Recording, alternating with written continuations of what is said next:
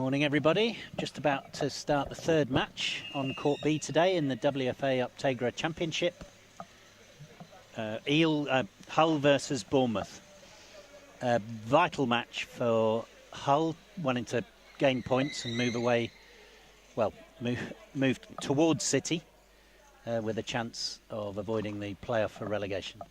And I'm very pleased joining me is Dave Lewis from Villa Rockets. Morning, Nick. Morning, Nick. You're saying Villa Rockets, but I'm here with Dudley this weekend. Yes. So connected to West Brom in Championship. There's a bit of switching goes on between you West Brom players, isn't there? There is, yeah. You know, the grounds and the clubs aren't that far away from each other. Only 2.5 miles, I think it is. So obviously Brad coaches Villa Rocket Lions in the Championship. I coach Dudley, but then it's the sort of switch around for the Premiership. I play for Villa Rockets and Brad plays for West Bromwich Albion. So yeah, but you know, just noticed my dad is the linesman, Jeff Lewis. So yeah, as you say, Nick. Was he telling us off already for our positioning on the pitch? 28 seconds. I've already been told off this morning as a coach on the side for being in the way, although I thought it was a bit harsh. That was by the players, was it? No, by the linesman. No, there's limited room. I think we all know that, and you know, I'm not going to moan because I know everyone's trying their best, but I think we have outgrown the venue to an extent. Now you mentioned another bit of news. Do you want to share that? Oh yes, it's not quite massive comment on it yet, but a few people have noticed I should have been at England camp this weekend, Friday and Saturday, but I've in fact made a decision. A goal for Hull very quickly. Put that on hold because there's a goal for Hull City and it's scored by 1-0. They'll be delighted with that. This will be hard for Bournemouth, who are struggling to score and conceding a lot.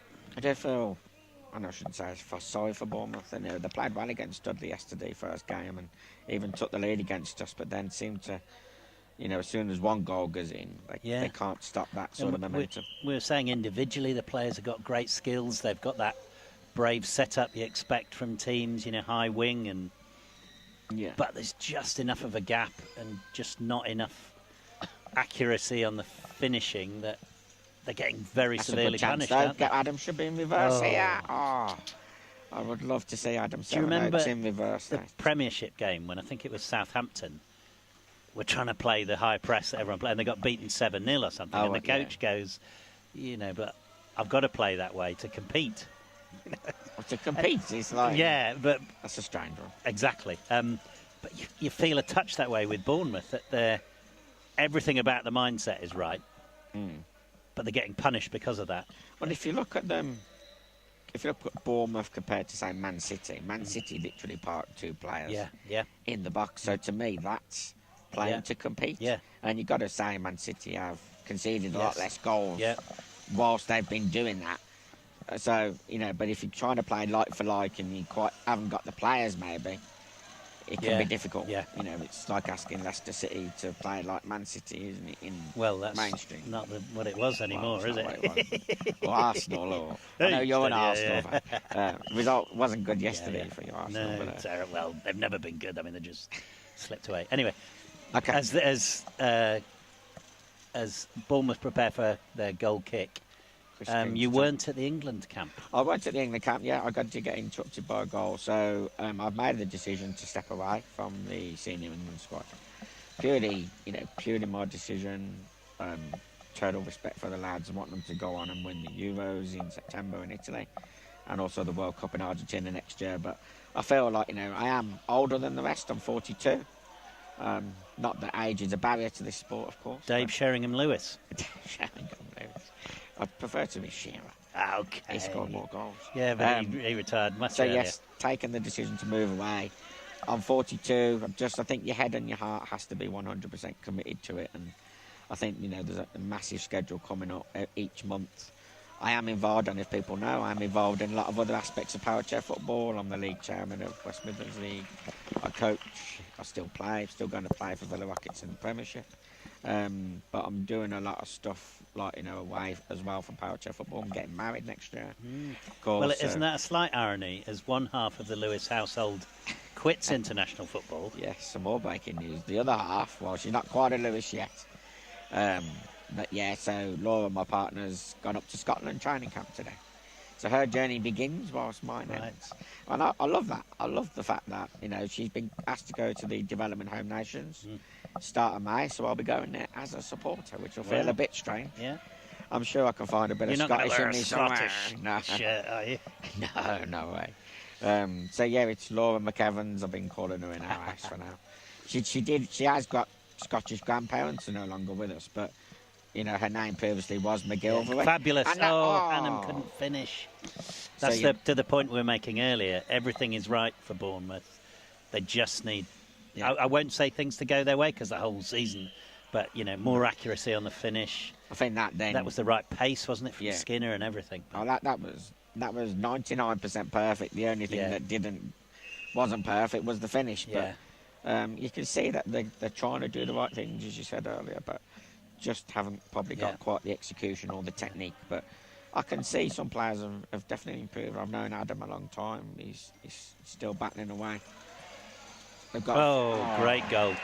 Smith for Eels. Smith for Eels. This is his first season in National League. It is. Yeah. No, 2-0, and you've got to say, Eels looking good for the win already after just nearly 6 minutes played. I think I've noticed already Ryan Skinner's come out of the middle and Adam Sevenoaks has gone in, so I don't know whether that is a deliberate change, but... that wouldn't be normal setup, so maybe they've just given it a go. Mate, you know, but again, fine margins. Bournemouth could have easily have made it 1-1 before going 2-0 down. So, yes, so anyway, so it's not major news yet that I've come away. I have had a good run. I went to the World Cup, won goal of the tournament. Wish we'd have won the tournament, but just wasn't to be. Just lost out on penalties, but I've got 25 caps. I think it's the 5th most behind the big 4, if you like. Chris, John, Marcus and Ed. So I can be proud of that. Yeah. Congratulations on it. And I think you played for England early doors, and then I did. First played in 2000. Had to fight back. Yes, I've had a checkered trace, kind of been in 2 halves. So I was in the squad when the FA took over the running of the England team in 2013. I was in the newspaper in the Guardian. There was an article, and I was on that photo. And then I went to Euros 2014, 15, I think. They were in Ireland, They was in Ireland, Limerick. Became runners-up in that as well. And then I kind of got dropped before the World Cup in Florida, 2017. Yep. Was away for 5 years, not because I chose to be, I just wasn't in the squad, but then got back in the year before Sydney World Cup and stayed in and managed to do that tournament. So I've been in back 2 years now, 2.5 years. So I've had a very good run. If I can use the analogy, Nick, you like your analogies. I feel like I've competed in an era where, if you like your tennis, I'm Andy Murray, and I've competed against Djokovic, Federer, and Nadal. That's the best way I can describe it. No one else will describe it like that. Yeah, right. I know what you mean. You know what I mean. Yeah. I think if I had my time again, and I would. Plus, you have also had the chance to play against Momo and Brian Weiss and some of the best American players team. in the world. Yeah. Yeah. As I say, it's been a pleasure, but it's my decision. I wish the lads all the best. I'll honestly be number one fan. I know that's a bit of a cliche, but they've got my total Hang respect. on, I thought I was number one fan. I'm number one player fan. All right.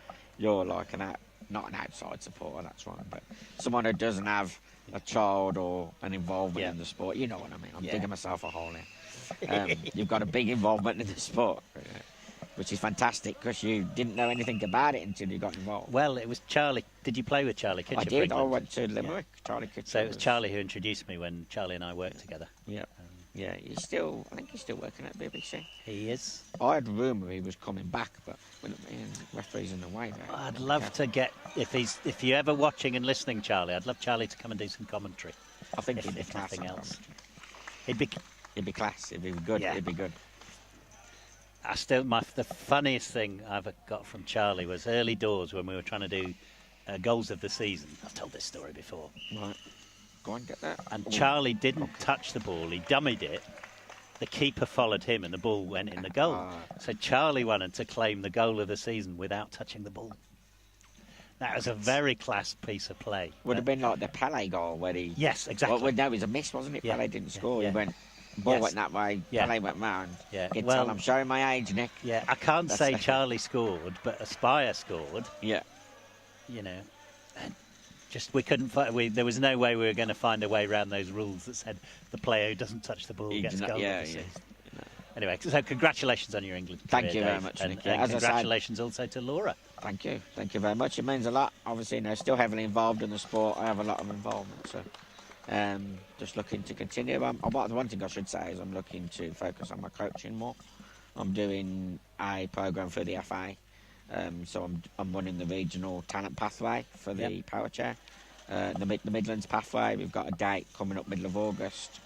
Players like Jack Westmoreland will be on that, Jacob Butcher-Platt, I believe. Now you must have Finley Cooper, Ben crazy Rogers. talent pool. Oh, we have got the biggest in the Midlands. I think there's 11 players on it. Jack Gowder's on it. He's had surgery, but he won't be there next week or week after, whenever it is. But yeah, and then I'm also going to a day at St George's Park. I think Brad is going to that as well. Brad Bates as a coach to just sort of look at players and help assess, but look at other football disciplines as well, not just power chair. So blind, CP, visually impaired. So not just putting all our eggs in one basket, so to speak. But yeah, it's an area that I really want to progress. So I'm almost on the coaching pathway now through the FA, rather than the player pathway. And that's a new thing, really, in it's power a new chair thing. football, isn't it? It's a new thing. Yeah, they are looking to support coaches and support the right people. So, it is a privilege to be involved. In that side of things. So perhaps you can. I don't know if you were the oldest player to England. We think you were the oldest player to score, definitely. Perhaps definitely not the oldest to player score. I'd play. And maybe you can become the oldest coach as well. If he carried, oldest coach. How old do you want me to be? There's some competition there. How old's Adam now? Need to find out. Adam McAvoy? I might be older than Adam McAvoy at the Sure moment. you are. Oh, there we go. Smith again. I'm probably older than Smith Adam and now. Gill. I would have thought so. Oh my God, it just could be disallowed. There's a signal for 2-on-1. This is where we had a goal this morning. Villarock's second goal was exactly like that. Disallowed. And that one's been disallowed. The Villarock's one counted. So Good. I like that when the. I know we don't have VAR, and we don't want VAR, but I've seen a few of those where the officials come together, calmly discuss it, decide what to do. Everyone knows why. It is what it is. I think there was a little bit of confusion there, and I only looked round halfway through the move. Yeah. Only because we weren't paying attention. The officials we were talking. Must admit, it's uncommentary sometimes. You get caught up in talking and looking at each other, and then suddenly the ball comes across and you miss half the action. But no, we're fully committed to looking at what's going on. Bournemouth have a 2-on-1 here. They have caused Eels a few problems, but Eels have just been a bit more clinical. Yeah. Lucky not to be 3 down. But we saw this yesterday. I watched at Bournemouth Sale. And again, all the play was right, the positions, get there. Skinner not quite chair in the right place. Hannam with a shot earlier that wasn't on target. And they ended up 5-0 down. And that's their season, isn't it? Yeah, that's their season. Man. Bournemouth have a 2-on-1 here. Can they get one back before half-time? Must admit, I didn't see the 2-on-1, but Lee's moaning. Lee, the whole coach, is moaning. I must admit, Lee was linesman for our game this morning. I did give him a bit of banter, I will say in inverted commas, because he was. Oh, that's a penalty. That's a penalty. That's a penalty. Gill on a penalty all front day bumper. long.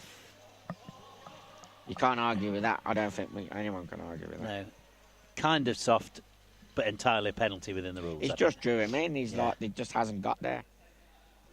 The whole coach is not happy at all, but they are winning 2-0, so shouldn't be too. So this is the second time today I've seen a keeper take a penalty. Who was the first? Hudson for Man U. Oh, it's a goal. Eh? Oh. What happened? He hadn't blown his whistle. He hadn't blown the whistle. That's fair dues. Oh dear. I thought he had. I don't know why he hadn't. Everyone seemed ready. Except perhaps Walls, who's the keeper for Ellsworth. Anyway, take 2. No, it was Walls who faced a penalty earlier, and Hudson hit the post. Would you go the same way here? It's a goal. Same outcome. Different 2-1, way though. Bournemouth are Well back in. played by King. Well played, that was.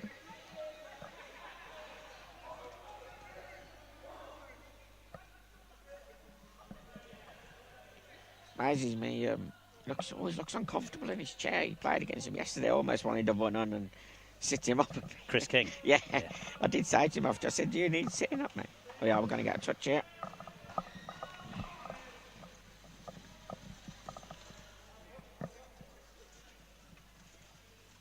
So 2-1 to Bournemouth. 2-1. Sorry, 2-1 to Hull. Sorry, 2-1 to Bournemouth Eels. just scored. Chris King with the penalty. Was your penalty scored? The other penalty scored? So first one was saved, but the keeper moved. It's a 2-1 now. So it was retaken, and the second take, Hudson changed the side of the goal he was aiming for, but hit the post, so didn't get scored. Fair enough. I was speaking to Jace Pixton earlier. He was commentating on the first match, and he's the goalie for Man City. He said he's only faced one penalty in the National League. He saved the first one, but was done for moving, and then saved the retake. And asked if he practiced. He said no. That seems a funny one, but it's hard to save a penalty though, no matter which way Yeah. you're facing, especially if you can't move. It's a bit crazy. We did some practice penalty taking at England camp, a trial with the ball 4 metres back. further back. 4 metres back instead of 3 or 3.5, is it? So further back than Further back, regulation. Goalie can't move. Yeah. And most were scored, most penalty, probably about 75-80% were scored. So for anyone who remembers the World Cup final that went to penalties, Yeah. the real issue there was the pace with which Momo could. He wouldn't normally be the French goalie. He went in goal for the penalties, didn't he? And he could could get off move the so mark fast. really quick, He's a spectacularly light player, isn't he? He is, yeah, he is. I do think that there is an element in that and having the lightest player because you can get off the mark quicker. But you've got to practice. Oh, that's a corner. Oh, that was a goal kick. But that was a corner. That was evidently deliberate from France. Oh, yeah. Having 100%. been beaten by England in the Euro finals. I can't remember the name of chair went. Yes, failed he did. for that, Yeah, so yeah. he couldn't have gone in goal for that. So maybe he would have done, but I'm not, Maybe he would have done. But they had their normal goalie in goal for the. I can't remember his name. It wasn't Leconque, was it? No, it wasn't Leconque. I can't. Mallard. Possibly. I've only ever seen Mallard and Conque in goal for France. But anyway, it was clearly a deliberate tactical decision. They were going to put him in. We did if it. it went to penalties. We West Brom back in the day when we went to Champions League Paris 2015, 16. We put Richie George in goal. Remember Richie George? Yeah. Very small chap. He was in goal for us. And any good? We won the third place playoff. I can't remember if he went in for that or was it against Vaucresson? Grafto? Now you're testing me. I am. I remember Dado. I remember putting the stats into an app. No, the Grafto was the semi which we won, and then we won the third place playoff in another Champions League in Denmark, I believe. My dates escape me. I'm old Nick now. I can't remember what happened yesterday. Let alone 8 years ago. 8? Or 8 or 9. That's 10. 10. 20. Yeah, 10. Been to 3 Half Champions a career Leagues. ago. 3 Champions Leagues. So 2 in Paris, 1 in Denmark. My dad don't know, but we can't ask him. We're unprofessional. So He's standing right by us. Were you at the Champions League in 2018? No, that's the one I didn't go to. That was the second one in Denmark. Yes, I went to that one. Once to Denmark. We finished third. We got battered by Ouch, who was an Ouch, I tell you. Ouch, A-U-C-H. Which is Momo's team. Which was Momo's team. I remember coming off that. We lost 7-0, I think, in the group. And my back banner was ripped. It was that kind of game, was it? My back banner was ripped. My bumper would Did take anyone it have off. a Terry Butcher bandage around their head? I did round my chair after. But lifting, I used to take the bumper off or the guard in those days. And we couldn't get it off. It was literally wedged. I remember my dad picking me up by the chair. It was like, bloody hell. Right, so a minute left here. It slowed down a bit. It has slowed down a bit, I think. Eels, having had a lot of early pressure, gone 2-0 up, had 1 goal disallowed for 2-1 as they scored, and then Hannam drew Gill into a foul in the box. That's a good hit. You see, they can do it. Yeah. It's a great Resulted in a penalty for Bournemouth, which they scored. Having had 2 goes at it, the first go the ref hadn't blown the whistle, so King, the penalty taker, had to retake it and scored on the second attempt. It's just enabled them a little foothold in the game. Yeah. A bumper hold, shall we say, the power chair. Their heads went down very quickly when they lost the first goal. They look more enthusiastic now, don't they? They do. You can see there's trying to place the Adam there. And this move to put Sevenoaks in the middle seems to have changed the game up a bit. I remember Skinner from the early days of watching football. Skinner would have been an attacking player, always, wouldn't he? So maybe he's happier up there. I remember Skinner scoring 20 plus goals in a season in the Championship. Don't forget they had Regan Kemp probably in the middle back then. I think Abby Garbolt even played the season for Bournemouth. But they were a Premiership team. I've been looking at teams that have been up. Both of these teams have been Premiership. Yeah. In the last 5 years. Eels. Probably 4. They've had a long. This is their first season back down. Yeah. It just goes to show you, though, going up doesn't always mean you're going to be successful. No. And sometimes it showcases some of your players and they move on, don't they? Well, this is it. So that's a good half. Good half. Yeah. Probably didn't expect it to be quite so high scoring. No. Lots of action, and Eels lead 2-1. But Bournemouth just crept back in the game the final 10 minutes of that half, and we'll be looking to. So I'm just going to check the league table. I think so. This, as it stands, this puts Hull above City by 1 point, but a game in hand. Where Forest was. Forest. I've been very impressed with Forest at regionals this season. Ben Rodgers won Player of the Season in the Championship regionals. So they've got 4 wins, which is more than they've won over the previous 2 or 3 So they're not seasons. really cutting it in the Championship. 2 wins, 2 draws, and 12 losses. So who would be Bournemouth and who? Forest? Yeah, Bournemouth and Forest. Fancy Forest still to try and get out of it. Yeah, Man U are playing Forest later today. Okay. Forest drew with GBG at regionals, 0-0. That was probably one of their best results. Right, should we take a short break and come back to the second half? Yes, okay. Nice one.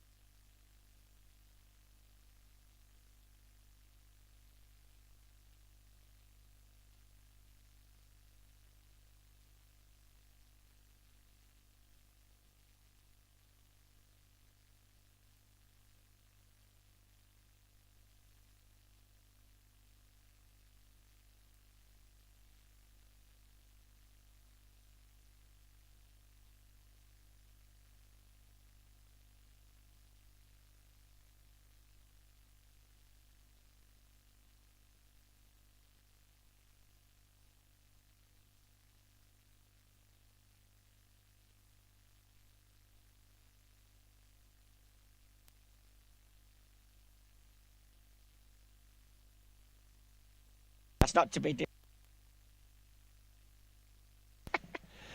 Welcome back to the second half. Hull versus Bournemouth. Currently 2-1 to Hull. Yeah. And you might have caught the tail end of a conversation there about the cup draw. So, Dave, how do you feel about the cup draw? Wasn't who we wanted, but you know, we can go and give it a go. We only, you know, I think last Premiership Nationals we saw Teesside beat Villa Rocket 6-1. I was absolutely shocking, and I'm brave enough to admit that. It was after that game that I really decided that my career was over, because I scored 2 own goals and just came off feeling a bit battered. But you know, right, revenge will be sweet if we can beat them. No doubt they're listening now, so it'll be a very tough match. I'd say I didn't want to draw, which is a compliment to Teesside. So yeah, we'll see how it goes. So be an exciting weekend, May the 11th, at Derby Arena. Some interesting games, Villa Lions against Aspire. I don't think that'll be. And if you'd like to attend, you do need a ticket, but tickets are free. Tickets are free. Just so we can control the seating, etc. Use your email to. I know Laura's done it. My partner, she's requested 7 or 8 tickets. It's all done by email, so you don't actually get a physical ticket, but you just get them on email and then you show them. Yeah. So my mum, you know, my sisters, Laura wanted to come. There's 4 tickets. So yeah, it's all good. It's all good. Should be a good day. It's fantastic. Will your nephew be coming? I'm hoping so. I'll have to see. My sisters get them introduced to Chair early. My nephews came to a game before in the cup final. Sadly, I didn't get on the pitch. How old are they now? He's 3 now. Right. Archie is 3. So can he shout your name? He can. That's all you need from a supporter, isn't it? No, he's a wonderful boy. He's fantastic. I haven't seen him for a couple of weeks, but I know he was out yesterday enjoying the sun. So yeah, Derby, Villa Lions via Spire, which will be an interesting game. I think that's got a bit of interest to it. West Brom, Newcastle. That's big, isn't it? I think 50-50. Don't forget, no classification in the Cup. So there isn't. Teams can play slightly, maybe different teams to what they can. I didn't realise that. People forget that. I do think people forget that. Well, that's not going to be a goal because the referee's already blew. Remind me, Nottingham Leeds and then Teesside against Villa. And that's Nottingham Leeds Chariots. Nottinghamshire Leeds Chariots. Lewis and Dan Rigby. Yeah. So that's you'd expect if I was predicting. I'll say Teesside to beat us, so I'm not unbiased, but Teesside, Aspire, West Brom, Leeds, semi-final. So looks like being a very strong semi-final. Brennan going to take that over? It's good to see Luke Brennan back on the pitch. He went off against West Bromwich Albion Dudley yesterday, feeling unwell, but seems back and raring to go today. So should we do the teams? Yes. Has that well played, Brennan. Yeah. I mean that again. You shouldn't be having the ball on the line for a few minutes and then. I mean, it wasn't a few minutes, but no. I don't know why that shouldn't have gone in. Should it? I don't know why one of the defenders there isn't trying to change their chair position to get it out. I wouldn't. You just need to sit there, don't you? And the ref call it's stationary or the main thing is, you know, if you can get the ball to stay still, it's only 3 seconds, 5 seconds. So, you know, but he kept it moving, which is the key. But they're trying to again in the principle of Bournemouth's play, probably trying to peel it away and do something creative. Yeah, you just got to literally wedge it together, get the ball to stop dead. Got enough room. Yeah. So 3-1 to Eels. So we were just about to go through the teams. Yes. So Wolves in goal for Hull. Aston Wolves. Gill playing deep with Wolves. On the left, as we're looking at it, Brennan. And on the right, Smith. Is that Harry Smith, first season in National League? And then playing towards us, Bournemouth, King in goal in yellow. Sevenoaks in the middle. Skinner on the left as we're looking at it. And on the right, Hannam. Yep. Good front bumper there by Sevenoaks. See that if I compare the pace they're moving the ball with other teams, like we were saying about Man City earlier, but Man City, I mean, if you're using it, they play the low block, and they're getting points out of it. That's a good effort by Skinner, but just what? Bournemouth playing the press and transition, just not quite good enough and get punished. No, and no, it's just not quite good enough. It's tight, like, isn't it? they had a good passage of play then. Yeah. Sevenoaks out to Hannam, Hannam back to Sevenoaks. Love to see Sevenoaks switch that play to Skinner, rather than go back again to Hannam, because it was getting every pass, it was getting tighter and tighter. And the tighter it gets, of course, you're going to get 2-on-1. Yeah. But if Sevenoaks can really get that ball on the switch to Skinner, he could have a shot at goal. You totally open up the whole picture. And as we were saying before, Skinner, historically, very good finishing stats. Yeah, Skinner's, I bet you he scored more than 50 or 60 National League goals. Probably all in his first few years of his career. Probably hasn't got too many this season or last season, but he's a player with a lot of, sort of capability. Aston Wolves is another player on the pathway, regional pathway at the moment. Aston left Forest, moving to Eels. Must be a finish. No, Come on, Smith. Surely. No. Oh, wow. Didn't expect that. That was like slow motion. That was nifty play. He drew Sevenoaks in. Yeah. The finish looked like it should have been his near post, It but took forever to actually put it in. yeah, I think he increased the chances though, didn't he, by playing it across Sevenoaks? Yes, he did. Yeah. So 4-1. surely that's it done, isn't it? Unfortunately for. So where would that put Eels now? That's still as before half time. They're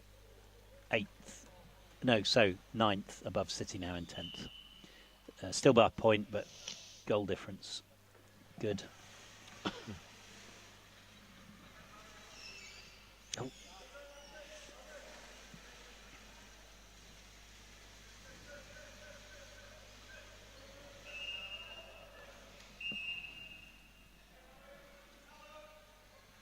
Just realised, sorry, I haven't pressed second half kick-off, so you've been following the graphics.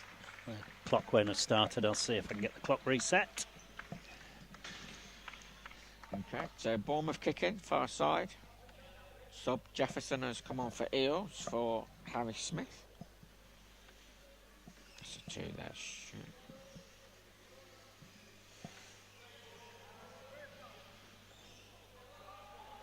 Oh, good connection by Jefferson, new player to the forward. I'd say both teams trying to pass it, just probably haven't got quite the technique or execution as we just got earlier. Right, so I think I've got the clock right now. So we're 28 minutes 30 in, 12 minutes left to go. 4-1 to Eels, who look like they've firmly taken control now. They had the better of the first half, went 2-0 up, goal disallowed for 2-on-1. Hannam drew Gill into a penalty foul in the box. Chris King scored. Bournemouth and Hull went in with Hull 2-1 up at half-time. Maybe a glimmer of hope for Bournemouth, but then put it in. Hull have come out, gone 4-1 up, and I think they're good enough and experienced enough to just sit here now, aren't they? And I think they keep had Bournemouth out. Eels did have a great result yesterday against Muscle Warriors, drawing 0-0. Last game of the day, I saw that. I was watching that on the stream.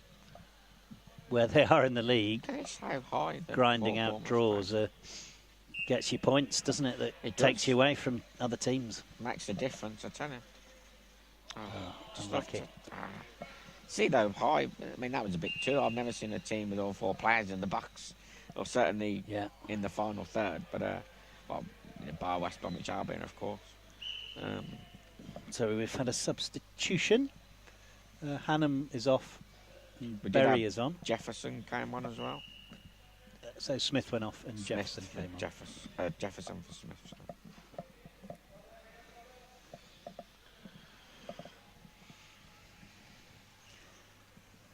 It's interesting now, just looking at the other pitch, how well Teesside Steel have done this season. But they've got, they've had, in Steel, there's players who played in the, either, if not the Prem, the top of the Championship, haven't they? Perhaps for Borough, I can't remember. Maybe it was always... Thomas Met did, but I think his big success has come at Teesside Steel. But obviously Jamel Khan, very experienced player. Is he more experienced than you? He's about the same age, I believe, but I think he's been playing slightly longer than me. He took a break though, didn't he? I hadn't seen him play for. I've probably played more matches than him. Right. But in terms of when they first started, he was playing before me, because he was in the very first England squad before the FA sort of took over officially. And he seems, I've spoken to him briefly a couple of times, he seems to be enjoying coming back. It's great. Oh yeah, he loves it. I think, you know, people can come back. No, it's great that people can come back as long as they can get access to a chair, which, you know, I know a lot about this with myself and Laura. As an older adult, there's limited funding available for chairs. You know, so you can, from the Caldwell, for example, they support people up to the age of 25. Right. So I know people who are on their second chairs now, who are just coming to that age because they can get the funding. But as an older adult, it's virtually impossible. Laura bought a second-hand chair from West Brom for a couple of grand. So that's enabled her to have her own chair. And are they... is there a second-hand market for... Is it Strike Force? Are they the preferred chair? Mainly Strike Forces, yeah. Is that the preferred chair? That's the preferred chair. Yeah, I don't know of anyone other than the Man City players maybe using another chair, equalisers. I can't tell the difference. What's the visual tell? Oh, there isn't one. You do have to look. I think the Greenbank chairs, the equalisers, I beg your pardon, made by Greenbank, are slightly longer but more elongated bumper. Yeah, but they're still they're still within the measurement. They're still within the maximum length, which is 144 centimetres, I believe. Right. Because I worked on the technical panel. Introduced them. Yeah. How did you come up with that number? Was that before the likes of white, Greg Baxter white. had a growth spurt? I don't know. Well, I've got no. Because there are some very tall players, aren't there? But the way around that is to get the back bumper, back guard, and then you can push the seat back. Okay. So every chair's got a little bit of give. Yeah. Because the other side of that chair regulation is you can't have the chair overhanging the back bumper, can you? Because that's a danger to other players. You imagine you've got a headrest bar or pole sticking out. The headrest is going to be, if it's overhanging the back of the chair, it's going to be the first thing to hit somebody in the head. Yeah. So you imagine this metal spike, but it's not a spike, but bar that can actually hurt somebody. Yeah. The test is reverse against a wall, and whichever bit of the chair hits first. Now I saw that happen. I think it was this season. Yeah.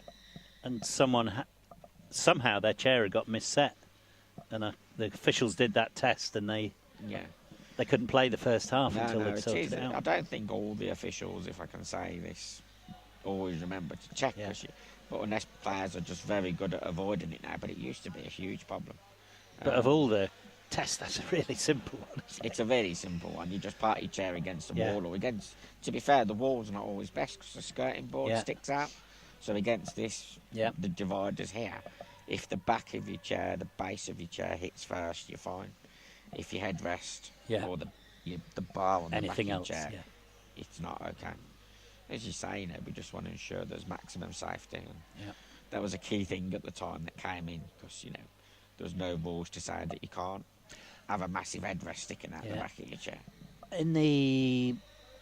I was watching Sale, and one of the players' chairs was lifting quite a few inches off on the acceleration. Okay. The refs kind of asked the coaches to have a look at it, and they were kind of, it's all, they fiddled with the wheels, nothing happened. That's not quite right, is it? There shouldn't be any lift, should there?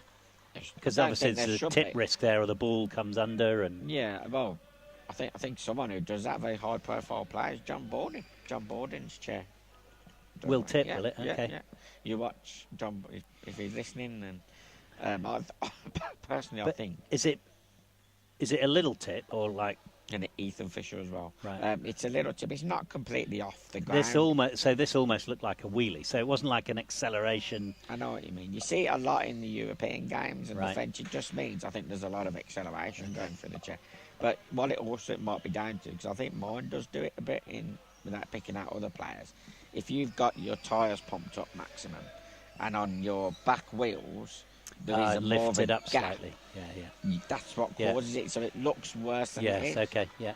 But then, if that happens and the ball gets under, then you get the tip risk, don't you? Which we saw, which is terrible. If you look at the casters in this game now, a lot of them are flat to the floor. Yeah. So you won't get that leverage, that tip. But if there is a gap, and I like a gap because I like to feel that, I think you move quicker. I think you accelerate quicker. So there is a bit There of we go. science Is Wolves behind going to it. see that in? Gonna go Well in done. So for again, 5. not able to lock it up on the line, Bournemouth. So 5-1 to So if Eels. you imagine when you're spinning, you haven't got 6 wheels dragging. You're gonna move. You're gonna spin quicker. So that's why I think it is. And then the other one was, it was one of the tall players. Kind of did a snake move as opposed to, it wasn't a spin. And the chair tipped. Who was that? Well, it was Kieran Burns, so he sits high up in the chair. He's a big And man. I mean, there's no protection one could have for that, but that looked a bit hairy. Obviously, he was used to it. Noah Harvey tipped for me last season. He's a tall lad. Yeah. You've seen him. Yeah. Similar build. Similar build. Excuse me. So although, a lot of people might moan a bit about these, what feel like petty regulations, they stop very heavy chairs falling on everything people done with, for the reason. That's what you got to remember. So generally speaking, I mean, when I was involved in the technical regulations, we didn't bring these rules in for a laugh, or something to do. It was genuinely concerns people or teams or clubs had. Referees were involved in the discussion as well because they're close to the game. They see a lot of action. Do you know what I mean?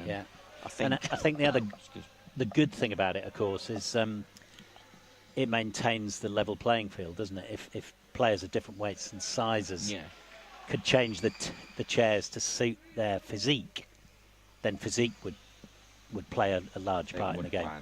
Whereas as it is a very level playing field, isn't it? Yeah. Everyone is virtually in the same chair to an extent. I'd say 95% of players are in the same chair. There are, of course, other differences, and the higher you get, the maximum you want out of a chair. And we've already spoke about Momo and how fast his chair is. I think there are settings you can change called compensation and things like that. So, but I think not many players in the Championship will have their chairs set on the maximum, but as you go up the ranks and you play for England, you're playing for West Brom, Aspire, it's people want electrical doping, isn't it? It is electrical doping. It is electrical doping. It is, honestly. So it's not rule breaking, but what it means is your chair can get to the top speed faster than someone else's. Yes, and also for players with limited movement, you only need to move the joystick, say 50%. You can have it that sensitive that a full turn is just literally and you literally go. So you imagine people like Marcus and that, you can imagine the settings they've got their chairs on. They could be off the scale. Do you know what I mean? But there's no way we can test and lift, look under the bonnet, so to speak, of every chair before every game, can we? So, But I think those are the big differences. Jefferson You get trying to get it to Hodgson. She's made it. Chris King on his own. Emma Hodgson's on first action of the game. Yeah, so Sevenoaks also. Sevenoaks went off for Berry, I think, earlier. Is that Roxy Berry? Yeah. Number 14. So last couple of minutes, 5-1 to Hull. I mean, very comprehensive, really. A glimmer of hope for Bournemouth as they scored a penalty in the first half, but Hull have taken it away. As it were, showing the old Hull, the Hull that went on to win the champion. Or not, did they win? Or certainly finished second for auto promotion a couple of seasons ago. Second, I think, because they had Cole Simpson, who's now, as you say, was put in the shop window, moved to Newcastle, and I believe he's now doing very well for them. Trying to think who else did they have? They had Hayden Lambert. Yeah, he gone back to Leeds, I believe. Substitutions, Sevenoaks back on, it looks like. Skinner off. It was only a short break for Sevenoaks, now he's back on. Who are these two teams playing for the rest of the day? I think that's it for Bournemouth, but let me check.